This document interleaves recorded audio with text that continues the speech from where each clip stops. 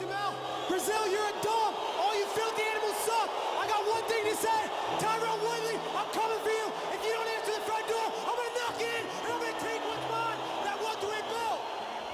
Insulter tout un pays de décharge et ses habitants d'animaux crasseux, j'avoue, c'est hard. C'est même raciste pour beaucoup de gens.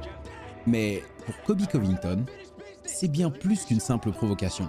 C'est un moyen de survie. C'est le seul moyen qu'il a trouvé pour sauver sa carrière. Et le pire dans tout ça, c'est que ça a marché.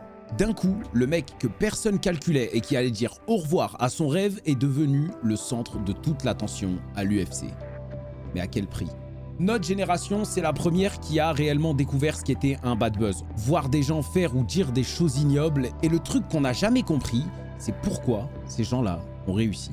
Et toute ma vie, j'ai aussi entendu parler d'une expression qui dit « Don't hate the player, hate the game ». Et j'ai jamais compris ce que ça voulait dire avant d'écrire cette vidéo. À l'UFC, c'est simple. Pour être champion, il faut combattre. Et pour continuer à combattre, il faut gagner. Donc ça arrive régulièrement qu'un nouveau qui perd 3 combats, par exemple, se fasse virer. Mais pour Colby, c'est différent. Alors qu'il prépare son combat contre la légende Demian Maia, on l'appelle en lui disant que, victoire ou défaite, ils vont le virer. À ce moment-là, il est à 12 victoires et 1 défaite. Il y a forcément un truc qui cloche. Donc, ensemble, on va essayer de comprendre comment un mec qui a failli se faire virer se retrouve à se battre pour réaliser son rêve, pour être champion le 17 décembre 2023.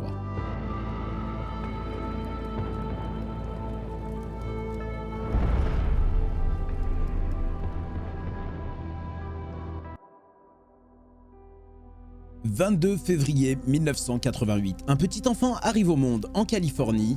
8 ans après, il déménage dans l'Oregon avec ses 2 parents et ses 2 sœurs. Son père, c'était un lutteur dans une université à Oregon et on imagine bien que c'est comme ça que le petit Colby a découvert ce sport. Petit déjà, il grandit avec une envie, devenir un catcheur professionnel, et c'est con mais ça fait déjà 2 points communs avec moi. Je vous laisse deviner quel est le deuxième.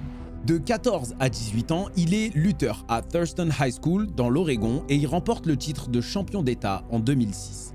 Pendant ses 4 ans à Thurston, il est ce qu'on appelle letterman. Là, tu vas me dire, je m'en fous, moi aussi je travaille à la poste. Non, pas du tout. Un letterman, c'est un athlète qui a atteint un niveau de performance si grand qu'il mérite sa lettre. Souvent la première lettre du nom de son école qui peut arborer fièrement sur une veste ou sur un pull. Cette lettre, ça symbolise simplement l'excellence. Être letterman, ça veut pas dire que t'es que un membre de l'équipe ou alors que tu t'es démarqué par tes performances, ça veut aussi dire que ton attitude suit. C'est une marque qui va au-delà de simples statistiques. C'est un honneur qui est donné aux meilleurs performeurs et surtout aux meilleurs humains. Et c'est bizarre parce que tel qu'on le connaît aujourd'hui, meilleur humain, ça colle pas du tout avec Colby. Et pourtant, après avoir gagné le titre, ses performances attirent l'œil de coach. Plusieurs facs s'intéressent à lui et il décide d'aller à l'université d'Arizona. Mais malheureusement, ses notes ne suffisaient pas. Donc il se retrouve à aller à Iowa Central et c'est là-bas qu'il va démontrer sa dominance absolue. Colby va gagner le titre de champion national des moins de 75 kg en tant que première année, avec un record parfait de 34 victoires pour 0 défaite. En gros, à cette époque-là, c'est CR7 mèche blonde. C'est un peu particulier à comprendre pour nous, mais la lutte aux États-Unis, c'est très fort. Et en dehors de ça, ça ouvre beaucoup de portes. Et notamment à une organisation qu'on connaît bien, l'UFC. Pas mal de légendes de l'UFC étaient champions de lutte avant. Daniel Cormier, par exemple, et aussi un certain John Jones, meilleur combattant de l'histoire. Et ce qui est marrant avec John Jones, c'est qu'à cette époque-là, il est colocataire de Colby Covington. 10 août 2007. Après une saison parfaite, il est arrêté par la police pour délit de fuite et pour avoir conduit en état d'ivresse. 3 fois la limite autorisée. Résultat, 1 an de suspension de lutte avec son équipe et ça c'est quelque chose qui est impossible pour lui parce que son rêve est déjà dans sa tête, devenir le combattant le plus fort de la planète. Et si quoi que ce soit se met devant son chemin, il va trouver une solution.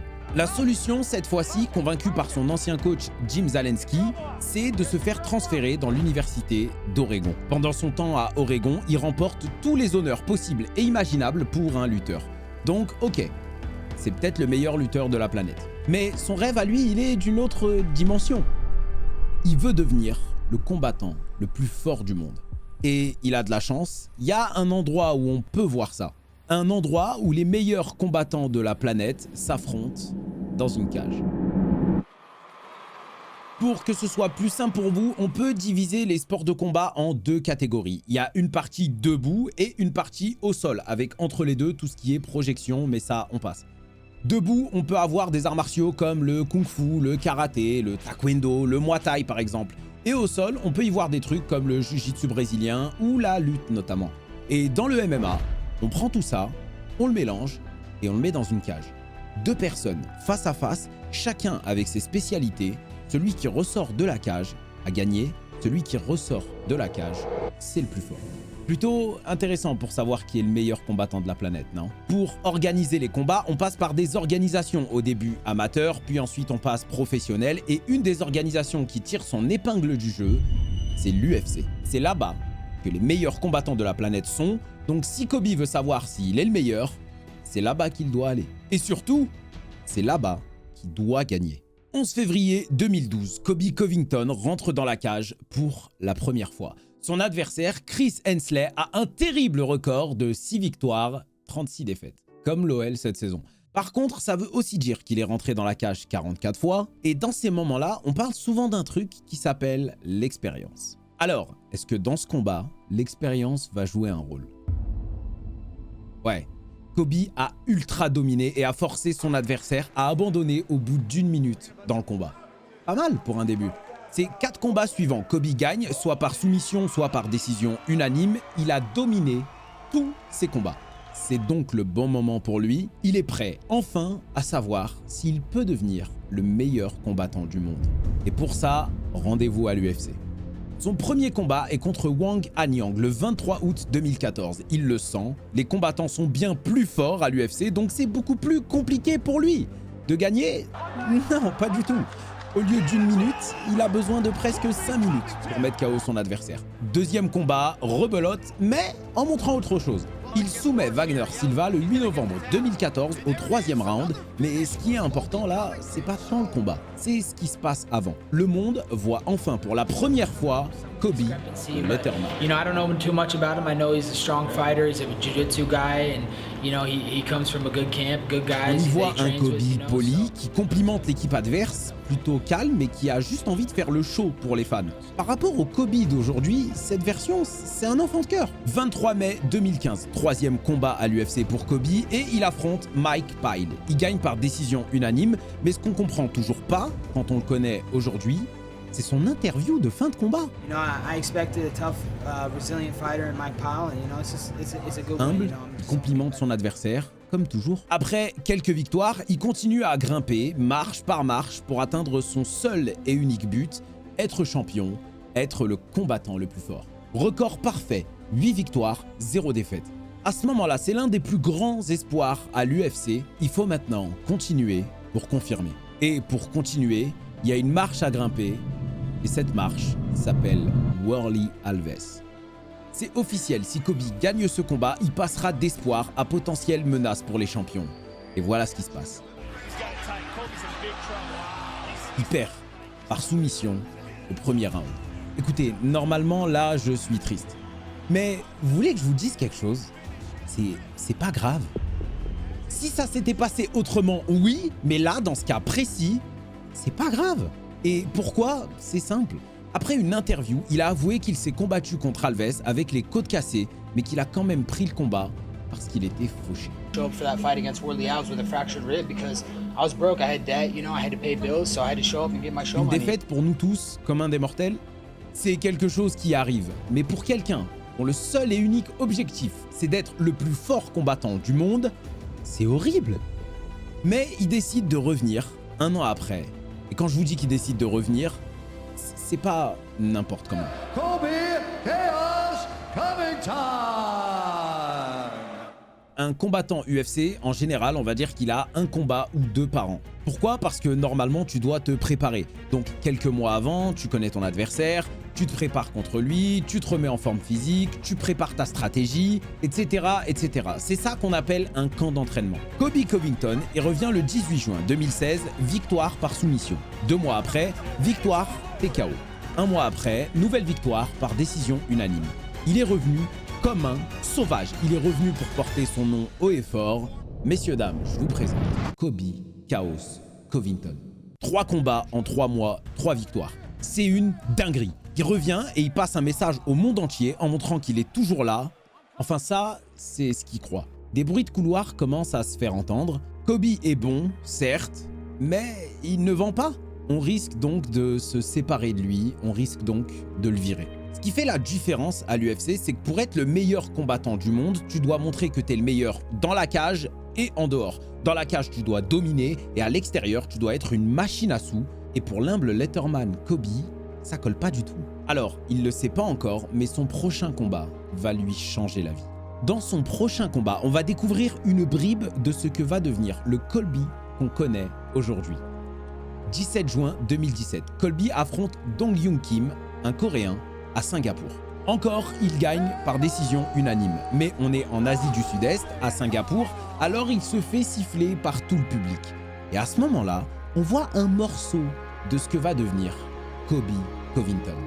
Sifflé par la foule, il baigne dedans et a même l'air d'apprécier ce qui se passe. Il profite de cette victoire pour demander un combat pour le titre.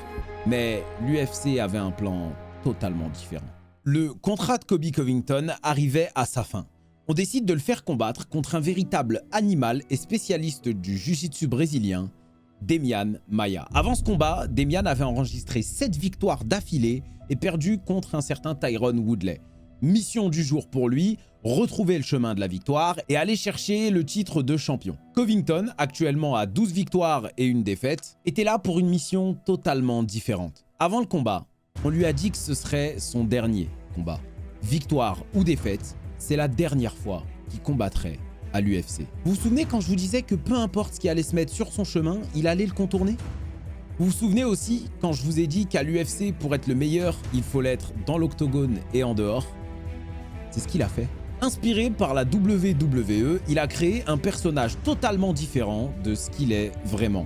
Un vrai connard à la grande gueule qui ne jure que par le kung fu.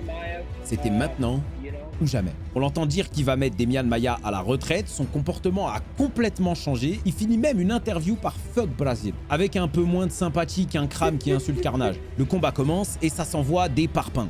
Demian Maia, spécialiste du sol, tente un takedown, mais la lutte, c'est la spécialité de Colby, donc il n'arrive pas à l'emmener au sol. Colby continue d'accélérer sans s'arrêter. Low kick, enchaînement, une vraie machine. Les seuls moments où il s'arrête de taper, c'est pour provoquer Demian Maia et lui faire des doigts. D'habitude, Colby faisait attention à ses enchaînements. Cette fois-ci, le mot d'ordre est simple, KO. Il a mis une pression monstre que personne ne peut contenir. Résultat, victoire par décision unanime, et même si le combat était excitant à regarder, ce qui s'est passé dans l'interview post-match a fait les gros titres de tous les journaux. Pousser le traducteur et prendre le micro pendant que la foule brésilienne le hue et l'insulte, Colby Covington vient de sauver sa carrière avec juste ces quelques phrases. Le prix à payer? Rien de grave. Des menaces de mort, des gens qui essaient de rentrer dans l'hôtel pour le fracasser. Il y a même un ancien champion, Fabricio Werdum, qui a voulu cogner Colby Covington dans la rue. Le choix à Colby était plutôt simple. Devenir un connard ou arrêter de rêver. Il a fait son choix et c'est comme ça qu'est né le Colby qu'on connaît. Et malheureusement, les statistiques lui ont donné raison. Vous voyez ces petites courbes là, c'est les trends Colby Covington pendant ses premiers combats. Ici, c'est celle de Dong Hyun Kim et là, vous avez compris du coup, c'est celle contre Demian Maia. Pendant ce temps-là, Tyron Woodley, le champion de la catégorie, a eu quelques problèmes à l'UFC qu'il a mis de côté. Donc en attendant, il faut ce qu'on appelle un champion intérimaire. On a tendance à dire qu'on est véritablement le champion, pas lorsqu'on a gagné la ceinture, même si c'est peut-être l'étape la plus importante, mais quand on la défend. Une fois qu'on est champion, d'autres crèvent la dalle, veulent t'arracher la tête pour ta ceinture et il faut simplement la défendre en gagnant. Il y a certains moments où un champion ne peut pas défendre sa ceinture. Ça peut être pour raison médicale, légale ou autre et dans ce cas de figure, une alternative a été trouvée. Faire combattre 2 prétendants au titre bien classés pour la ceinture provisoire. Ça veut aussi dire qu'il y aura 2 champions dans la catégorie, un indiscutable et un intérimaire. Donc ok, Tyron Woodley, petit souci avec l'UFC, donc ils organisent un combat pour un champion intérimaire. Ce combat, il est pour Colby, qui va affronter un autre Brésilien, Rafael dos Anjos. Encore une fois, avec le public brésilien, c'est rempli d'animosité. et Colby va trash talk Rafael dos Anjos comme pas possible. Mais Rafael, c'était pas une chèvre, hein. Rafael, il venait juste de gagner contre Robbie Lawler.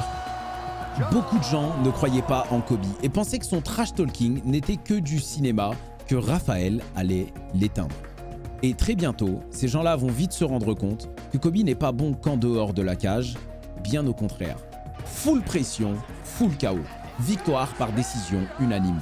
Plus qu'une seule étape, une seule, et Kobe pourra enfin réaliser son rêve. Avoir le titre de champion, être le meilleur combattant du monde. L'UFC a réglé ses problèmes avec Tyron Woodley, donc il est l'heure pour Kobe d'affronter le champion.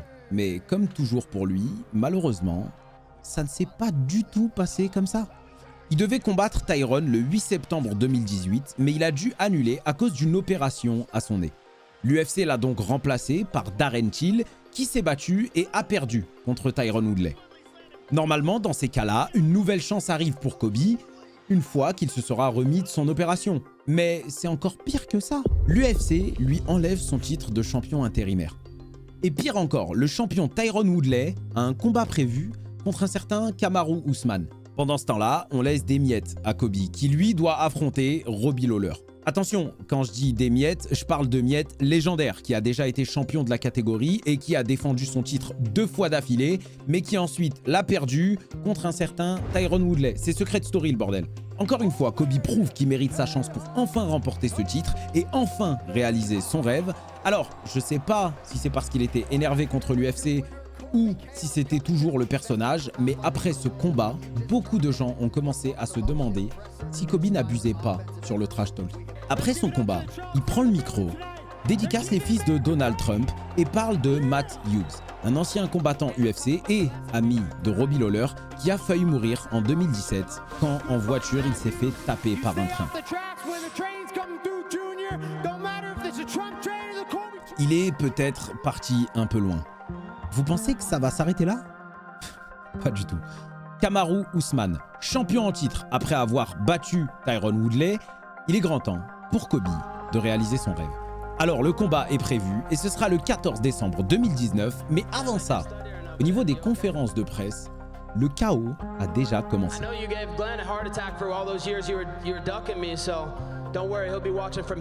Il parle là de Glenn Robinson, ancien coach de longue durée de Kamaru Usman, qui est mort d'une crise cardiaque. Je vous avais prévenu, il n'a pas fini d'être détestable. Par contre, ce qu'on peut noter, c'est que enfin, après avoir couru toute sa vie derrière, il a enfin une chance de remporter le titre. Il a enfin une chance de marquer la plus grosse étape de son rêve, être le meilleur combattant du monde.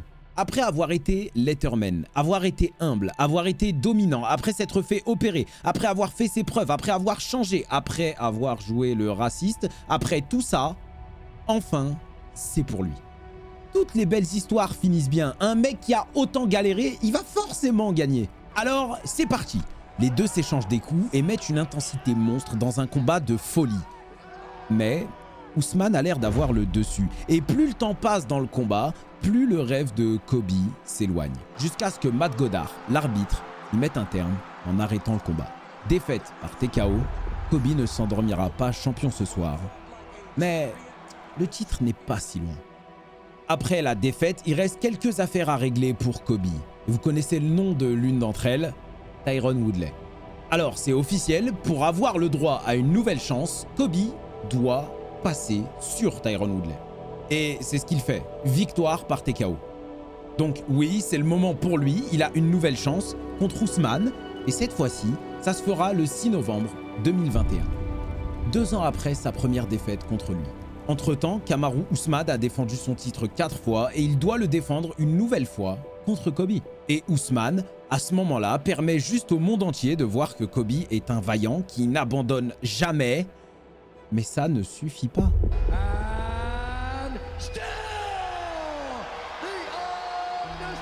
Quelques mois auparavant, Usman avait défendu sa ceinture contre un certain George Masvidal, l'ancien colocataire et meilleur ami de Kobe Covington. Sans rentrer dans les détails, puisqu'on pourrait en faire une vidéo complète, il est devenu son némésis. Dans l'histoire, l'être humain a toujours été plein de conflits. Et bien trop souvent, pour régler ces conflits, il y a la diplomatie et trop souvent, il y a la guerre. Vous vous souvenez de la fameuse cage dans laquelle on mélange tout et on voit qui est le plus fort? Bah parfois, ça aide aussi à gérer les conflits. Donc son ancien meilleur ami et ennemi d'aujourd'hui, il doit l'affronter. Déjà pour régler ses problèmes avec lui, mais surtout pour avoir encore une fois une ultime chance de se battre contre le champion et réaliser son rêve. Ah oui, entre-temps, le champion a changé. Mais avant d'en parler, Colby Covington contre Masvidal, comment ça se passe? Une bagarre de sauvages et une victoire par décision unanime de Colby Covington. Vous vous souvenez quand je vous ai dit que le champion a changé? Ok, parce que Kamaru Usman a perdu sa ceinture contre un certain Leon Edwards. Vous l'avez compris, Colby doit maintenant l'affronter pour peut-être enfin réaliser son rêve après plus de 10 ans à courir derrière. Et ce maintenant, c'est le 17 décembre 2023. Alors voilà où on en est avec Colby Covington. Un parcours qui montre que parfois, pour réaliser tes rêves, tu dois t'adapter. Même si cela implique de jouer un rôle qui ne nous correspond pas du tout. Colby a choisi de devenir le vilain de l'UFC. Une décision qui a payé, mais qui a aussi créé beaucoup de problèmes. Et si jamais je dois être vilain ou insulter des gens pour percer, Amin Mathieu va te faire enculer. Voilà, c'est comme ça. Il a su s'imposer dans un monde de chiens où le talent ne suffit pas. Il faut savoir se vendre et parfois dépasser les limites du convenable. Alors, je vous le dis, c'est pas pour tout le monde. Moi, c'est un truc que je suis incapable de faire. Mais la vie, c'est pas toujours un conte de fées où les gentils finissent premiers. Dans notre monde, les règles du jeu, elles sont tordues. Et pour gagner, parfois, faut jouer selon les règles de ce jeu. Et maintenant, vous aussi comme moi, vous comprenez l'expression « Don't hate the player, hate the game ». En vrai, moi, j'en suis pas capable. Mais vous auriez fait les mêmes choix que Colby Covington? Et en vrai, c'est un parcours incroyable. Et en parlant d'un parcours incroyable, ma dernière vidéo parle d'un certain Francis Ngannou. Et pour savoir comment un simple film a totalement changé sa vie, il te suffit de cliquer juste là. Bisous, envoie de la force, partage à tout le monde, je t'aime. Mouah.